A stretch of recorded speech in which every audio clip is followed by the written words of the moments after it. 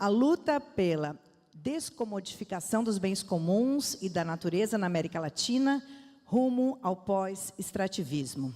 A Letícia é doutora em antropologia pela UNAM, professora do Instituto de Investigaciones Sociales, e há mais de 30 anos pesquisa governança de recursos naturais, com ênfase em florestas comunitárias e biodiversidade.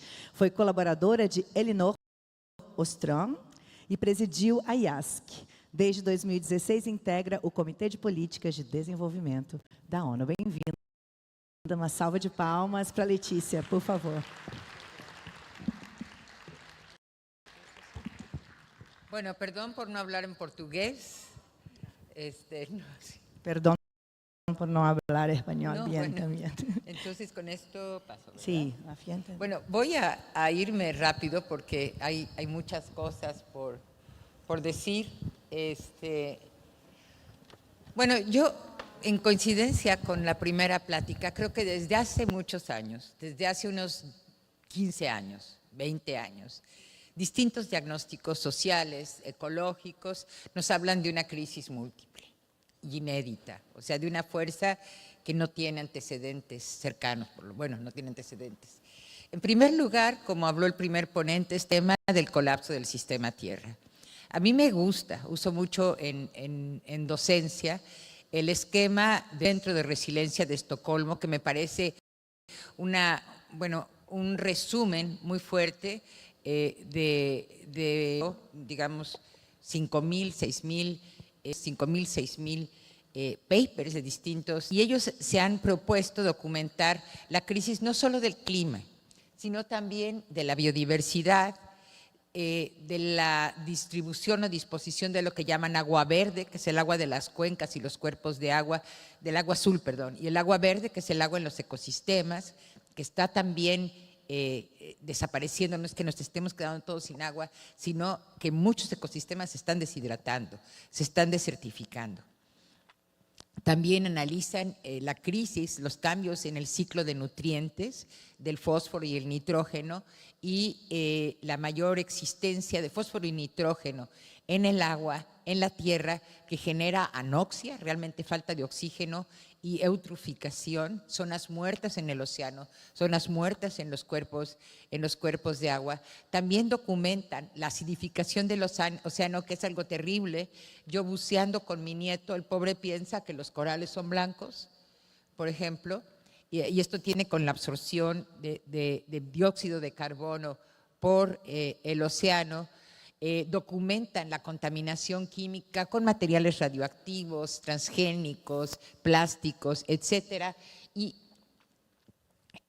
los reportes están en línea, pero el Centro de Resiliencia de Estocolmo nos muestra cómo estaban las cosas en 2009. Lo verde son los límites seguros, entre comillas, los anaranjados son límites que van más allá de la capacidad de respuesta del sistema Tierra, de la resiliencia, y vemos cómo ha avanzado de 2015 a 2023.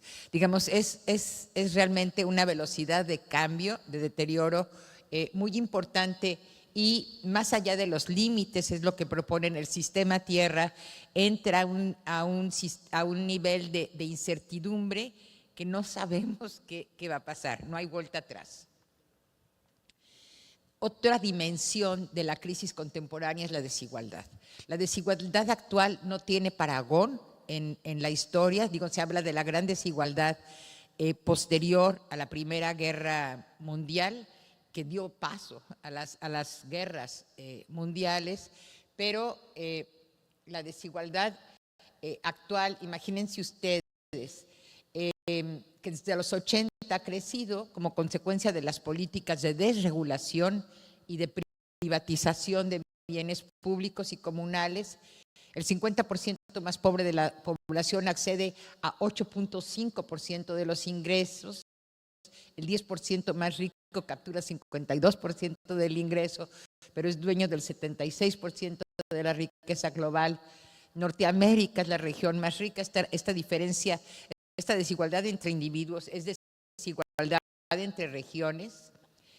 El 10% más rico y es dueño del 76% Norteamérica, el 1% más rico, posee 40% de la riqueza. América Latina, somos el continente, la región del mundo más desigual de la Tierra. En América Latina, el 50% más pobre posee 1% de la riqueza, o sea, no poseen nada. Mientras el 10% más rico posee 630 veces más riqueza que el 50% más pobre. En Europa esto es el 66%. Y aquí lo que quiero decir es que la desigualdad no está determinada ni por nivel de desarrollo. Estados Unidos es un país profundamente desigual, con un alto nivel de desarrollo económico, con un alto nivel de PIB, de ingreso medio, ni tampoco por la geografía.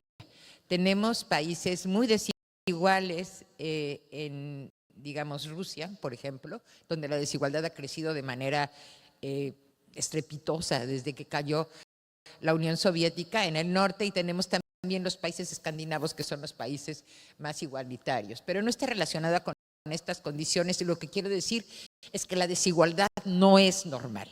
La desigualdad es resultado de elecciones de política económica y de política. Históricamente, además, la riqueza ha fluido desde los países pobres a los países ricos, lo que es tremendo. Y además, yéndome a la escala, no tengo tiempo para desarrollarlo, pero aquí la propuesta es que la desigualdad es... A mayor desigualdad, los países tienen más homicidios, más embarazos, más adicciones, más mortalidad infantil, menos esperanza de vida. Hay un texto muy importante de Wilkinson y Kate Piquet, The Spirit Level, que les recomiendo mucho. Bueno, esta es la segunda dimensión de la crisis actual. La tercera es el avance del autoritarismo, de las tiranías. La desigualdad, por irme muy rápido, genera un profundo malestar en las sociedades, altera la confianza, la comunalidad. El compañero de la ponencia anterior. Tenemos, digamos, aquí se puede medir de distintas formas democracia y autoritarismo, pero un instituto en los Países Bajos, el DEM Institute, calcula que al año pasado 25% de la población del mundo vivía en países que podemos considerar democráticos y 60% vivía en países claramente autoritarios, y esto se ha incrementado, esto es 23, si consideramos Argentina, si consideramos las tremendas consecuencias del triunfo de Donald Trump, la derechización de muchos países de Europa Occidental, etcétera. Bueno, Salvador y Ecuador. Y las causas sistémicas de esta crisis múltiple, que tienen que ver, digamos, la desigualdad y el autoritarismo se relaciona con el deterioro de la ecología. Voy a tratar de explicar cómo. ¿Con qué tiene que ver esto? Pues la crisis ecológica tiene que ver con la incrementación, y no es que todos nos falte conciencia, perdón. Yo creo que esto tiene que ver con la acción de unos cuantos, de las corporaciones y de los países que las apoyan. El incremento de la extracción de recursos, que es estrepitoso en los últimos 30 años a partir de los cambios neoliberales que alimentan la producción, el consumo, el transporte de bienes. Digamos, comemos quesos que se producen en Europa, uvas que vienen de Chile en México, la soya de Brasil va a Chile. Esto es emisiones de CO2, esto es energía y materiales. Además, en esta crisis múltiple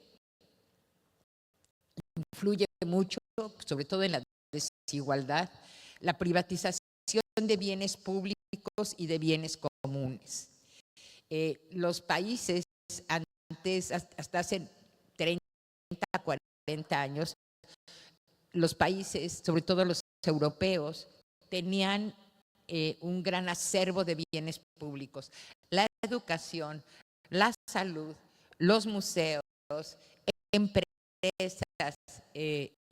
públicas. México, que nunca fue una socialdemocracia, pero digamos, teníamos nuestro gobierno populista, teníamos grandes institutos médicos y de investigación, bueno, nuestra empresa de petróleo, pero varias empresas públicas.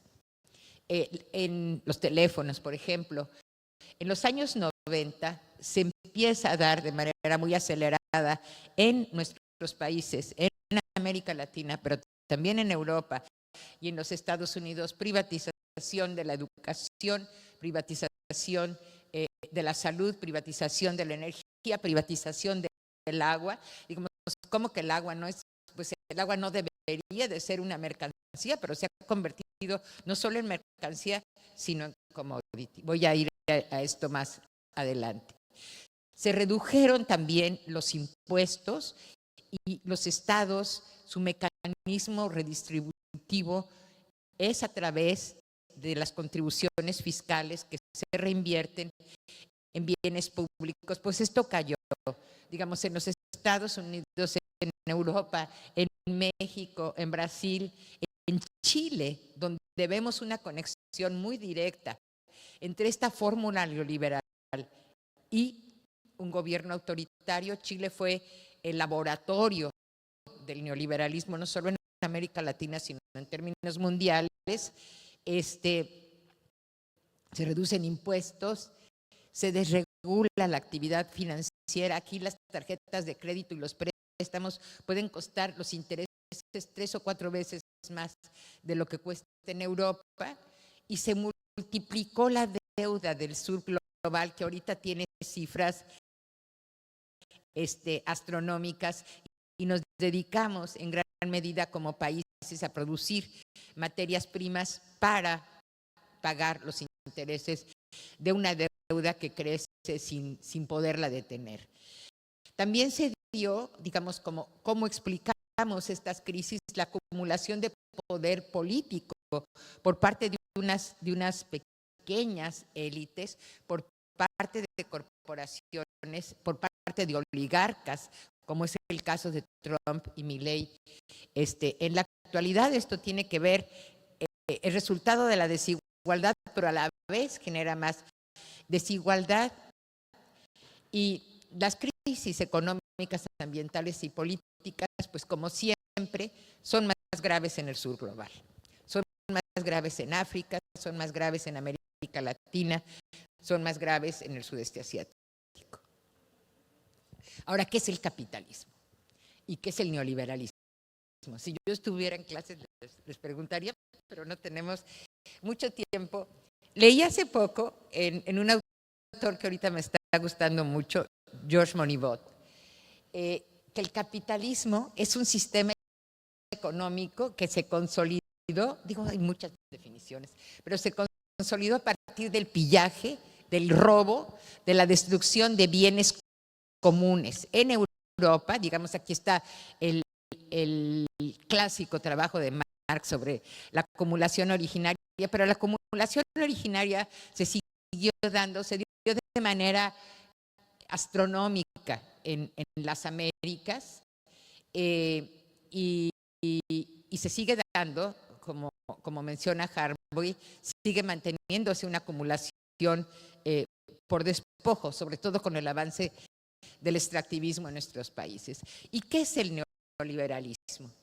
Es un capitalismo frenético, desbordado, que se alimenta del pillaje, la privatización de bienes públicos y comunes en mucho mayor escala que el que se empezó a dar hace 500 años.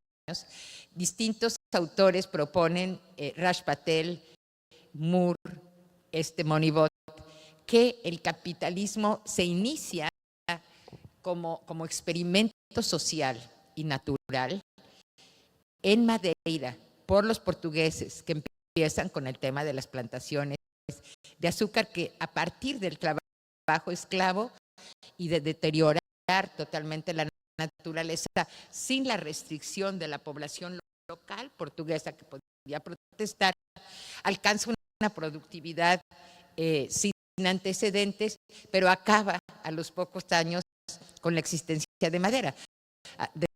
Además se basa no en un trabajo siervo, donde podría haber, si bien había subordinación, pues relaciones sociales entre los siervos y los dueños de la tierra, los señores feudales en Portugal, sino se basa en en el secuestro de millones de seres humanos que empiezan siendo unos miles en Madeira. Pero el neoliberalismo, decía yo, se alimenta del pillaje de bienes públicos, todas estas privatizaciones y de bienes comunes, ampliando continuamente las fronteras extractivas. Cada vez se requieren más materias primas para este crecimiento constante que impone el neoliberalismo, de manera que ahorita se está yendo a extraer materiales del fondo del océano. Yo participo en una colectiva en México que se llama Cambiémosla Ya, que hemos estado trabajando por 7 años en cambiar la ley de minería, que se estableció cuando cambió el Tratado de Libre Comercio, una ley rapaz, y son parte de nuestra colectiva, una cooperativa de pescadores, que nos dicen que lo que plantea la concesión minera en Baja California es sacar 250,000 toneladas diarias del fondo marino.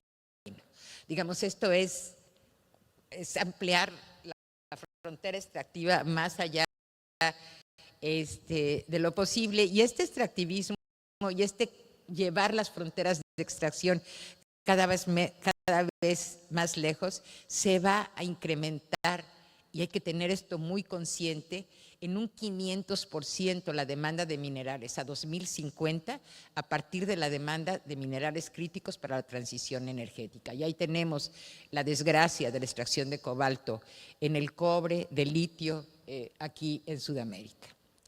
El Estado deja de tener esa función redistributiva en buena medida, o cuando ya las cosas están muy graves la vuelve a asumir, pero sus funciones son tener leyes que resguarden los intereses de las corporaciones y reprimir a los opositores de estos proyectos extractivos. Se impone, y lo estamos viendo clarísimamente en los Estados Unidos, digo, con Elon Musk, más claro, no canta un gallo, el gobierno de los megarricos, para los megarricos.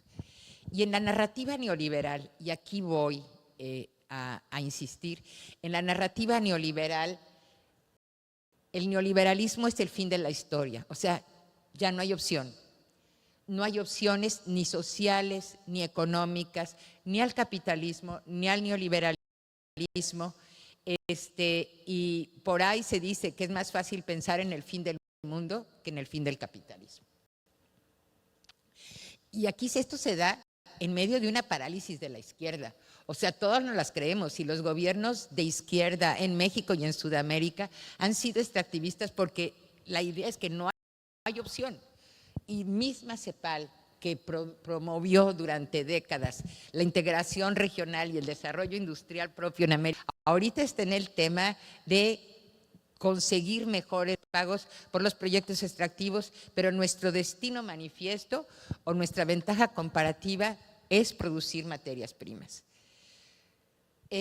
América Latina ha sido vista históricamente como el dorado, como la tierra llena de riquezas de los conquistadores, donde solo tenían que venir a extraer, y tenían todo el derecho a hacerlo los hombres blancos, de venir a extraer las riquezas de esta nueva tierra, entre comillas. Entonces, a partir del extractivismo histórico, particularmente, a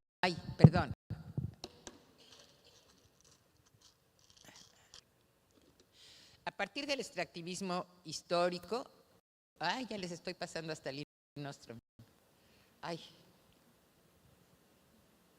No, ¿a dónde me fui? Ya se los estoy pasando con anticipación.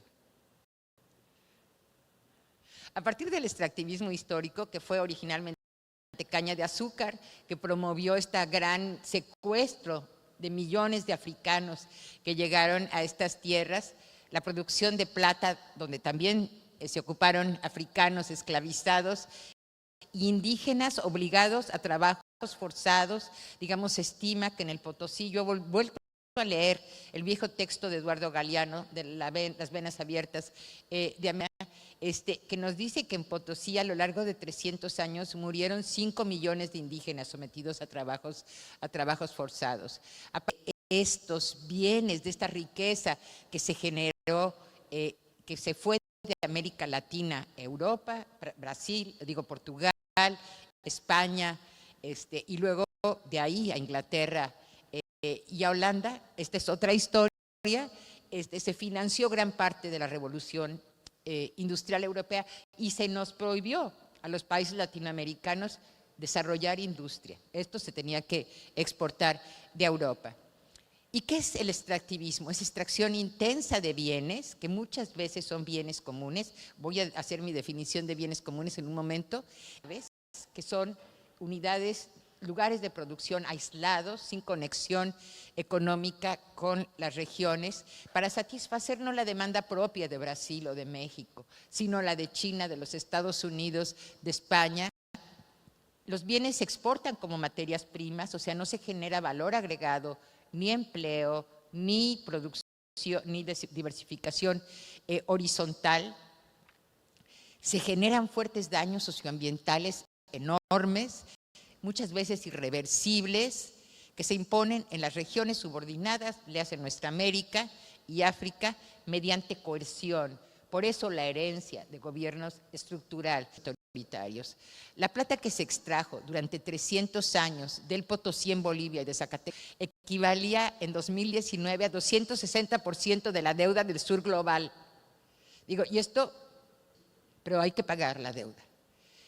La herencia colonial y extractiva es la región con mayor desigualdad de riqueza, mayor desigualdad de acceso a la tierra, porque ha crecido el extractivismo agrícola y los grandes latifundios en su país, en Bolivia, en muchos lugares. El índice de Gini de la tenencia de la tierra es 0.85, en África es 0.56, en Europa es 0.3. Aquí quiere decir que poquititos, menos del 10%, tienen más del 80% de la tierra, y la tenencia está extranjerizada. O sea, son saudíes, subcoreanos, chinos que han comprado gran parte de las tierras. Hay una larga historia de gobiernos extraordinarios, y en los 80s, 90s se pasó del consenso de Washington. ¿Qué era esto del consenso de Washington? Hay que leer a Maristela Svampa, una gran pensadora argentina. Se obliga a los países de que se les refinancie la deuda, de que puedan negociar la deuda, se les obliga a tener políticas de ajuste estructural que son criminales, a disminuir los bienes públicos, a disminuir el gasto en salud, a disminuir el gasto en educación, que de por sí era bajo, digamos, no es que estuviéramos en Inglaterra o en Noruega. Y luego lo que Svampa llama el consenso de las commodities. Nuestras materias primas se venden en los mercados globales a los precios que determinan las bolsas. Yo, México, negocio con Paraguay en cuánto voy a vender el maíz, sino la bolsa en Toronto, la bolsa en Pekín, determina los precios de las materias primas, como si todas fueran iguales. Y aquí han crecido lo que Naomi Klein y Svampa misma llaman las zonas de sacrificio para que haya áreas verdes en otros lugares, sacrificio para que haya desarrollo en otros lugares, o riqueza por lo menos. Y Eduardo Gudinas, que es otro gran pensador para mí, uruguayo, habla de amputaciones ecológicas. O sea, esto ya es, si vemos las dimensiones de la deforestación, si vemos las dimensiones abierto, estos son daños a la biodiversidad, a los ecosistemas acuáticos, en términos de emisiones. Son zonas que se vuelven inutilizables, ya no solo se está afectando la ecología, la biosferología del planeta. Bueno, esto ya, ahora yo ya me hice bolas con esta cosa. Ay, creo que la tengo al revés. Bueno, y datos sobre extractivismo. En 2017 la minería representaba el 10% de las exportaciones de minerales en Brasil, Chile y México crecieron en estos años de neoliberalismo. El porcentaje de mi exporta como materias primas y como commodities es mayor al de África, o sea, de valor. No hay industria, seguimos reproduciendo este patrón colonial, primarizó la economía. Entre 90 y 2020 se perdieron en Sudamérica 110 millones de hectáreas de bosque tropical convertidas en pastos y ganado que producen estación. O sea, aquí tenemos las externalidades, la destrucción ambiental, de la demanda de otros, reprimarización de la economía y pérdida de la suficiencia alimentaria. Argentina es la única región del mundo que produce más alimentos de los que consume y padece insuficiencia alimentaria. Digo, porque la agricultura desgasta, y más la agricultura de gran escala. Los proyectos extractivos avanzan sobre bienes comunes, y eso a mí me ha tocado verlo.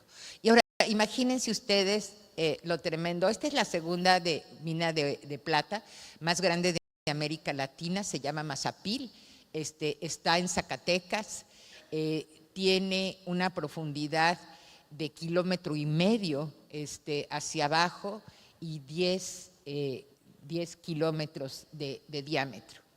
Y aquí en Mazapil, para extraer oro, se utiliza 1 millón de litros de agua por gramo de oro. Por 1 kilo de cobre, digamos, además, aquí tengo los datos de plata y de cobre que son menores, pero además del agua que se extrae, se desechan grandes toneladas de roca tóxica o que se ha vuelto tóxica por los residuos, por los lixiviados que se usan en los procesos, y así para 1 kilo de cobre se generan 3 kilos de roca y 10 kilogramos de roca por cada gramo de plata, 4 toneladas de roca por cada gramo de oro. Entre 2000 y 2050, lo que les decía, la demanda de minerales se incrementará en al menos 500%, impulsada por la transición energética, para que haya energía verde en los Estados Unidos y Europa, y aquí se multipliquen las zonas de sacrificio, las élites tengan energía verde. Pero esto del capitalismo verde, digamos, tiene muchos puntos ciegos. Además, 61% de las reservas globales de litio y casi 40% de las de cobre se encuentran en América Latina, o sea, que nos viene durísimo si no hay cambios, por lo menos fuertes a nivel nacional en cuanto a regulación y legislación. Además, el extractivismo tiene fuertes impactos políticos y sociales en los territorios, quiebra la economía local por contaminación, muchas de estos territorios, mismas huertas de aguacate para exportar, están vigiladas y controladas por grupos. Esto es resultado, es una foto que se tomó en la UNAM. Quisimos documentar, generamos un libro de imágenes que se llama Así se ve la minería en México, a un concurso y hubo fotógrafos que tomaron estas fotos, si no, no lo hubiéramos podido tomar. Digamos, este es un grupo criminal que vigila una mina, la mina que se llama Corazón de las Tinieblas, ustedes, en el estado de Guerrero. Digamos, esta violencia con que se impone el extractivismo. Nuestra región es la región del mundo con mayor número de 41% de los homicidios globales y de homicidios de defensores de la naturaleza, un récord nefasto.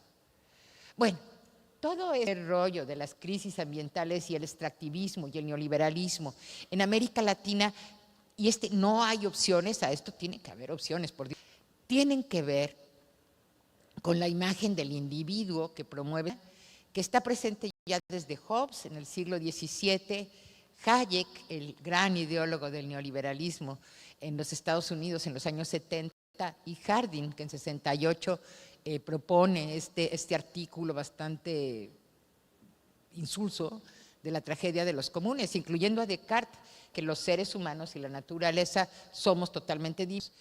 Entonces el individuo en este esquema es competidor, solo es movido por maximizar las ganancias de corto plazo a costa de lo que sea. Es incapaz, está separado de la naturaleza y destinado a dominarla y requiere siempre de entidades externas para la racionalidad económica y ecológica de mercados y estados. Bueno, Ostrom, con quien tuve la enorme fortuna de cooperar, una mujer sumamente generosa, sumamente inspiradora, decía, digamos, en toda su obra, su trayectoria de 50 años de vida académica, a los que les interese, les recomiendo que se den una vuelta a la lectura del Nobel de 2009. Su texto se llama Más allá de los estados y los mercados. Lo tradujimos en 2002 en la Revista Mexicana de Sociología. Decía que los individuos, o sea, resultado de un enorme metaanálisis de cientos, si no miles, de casos de estudio alrededor del mundo, que los individuos somos capaces de cooperar, sí y solo sí existen condiciones y confianza. Digo, y esto tiene que ver con condiciones sociales donde la desigualdad afecta a de cooperación.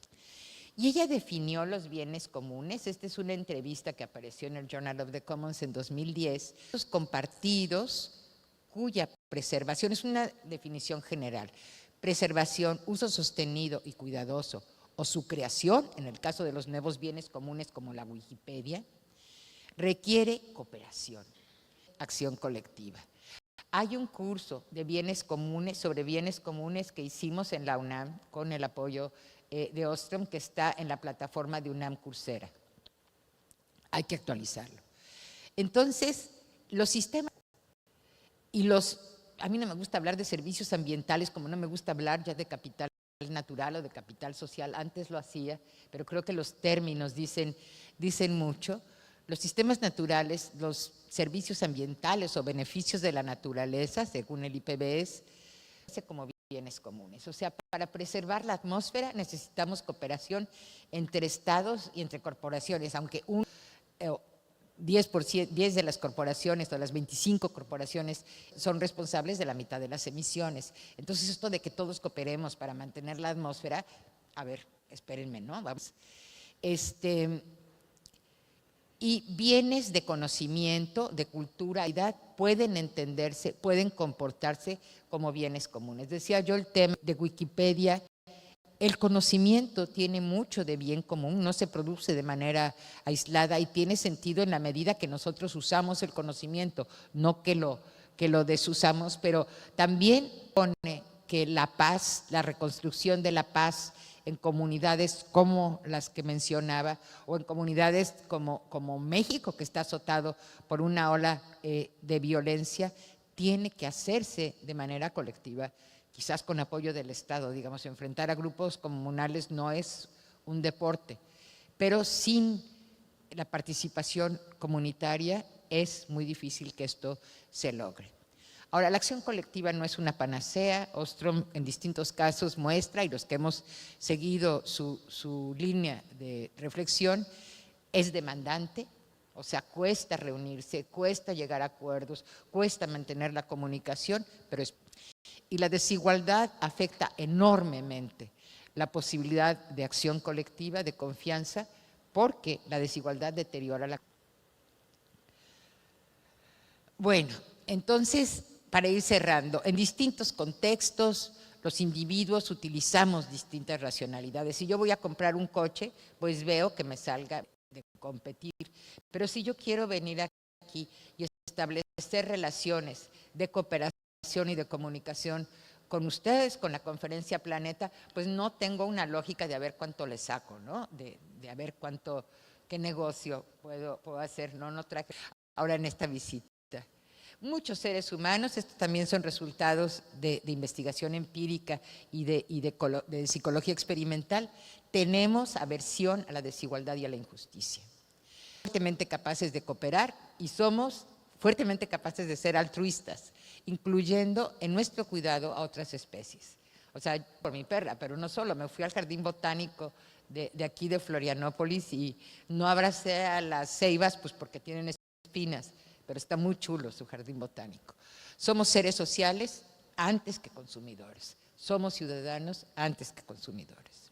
La Latina, la región del mundo con mayor riqueza biológica, la cuenca hidrológica, muchos de los bienes comunes de América, por ejemplo, el Amazonas, si lo pensamos así, instancia local, claramente regional, pero también lo que pasa aquí afecta el sistema clima, por ejemplo, el problema del sargazo, de anaeróbica, que tiene que ver con el uso de nitrogenados brasileño o en la agricultura.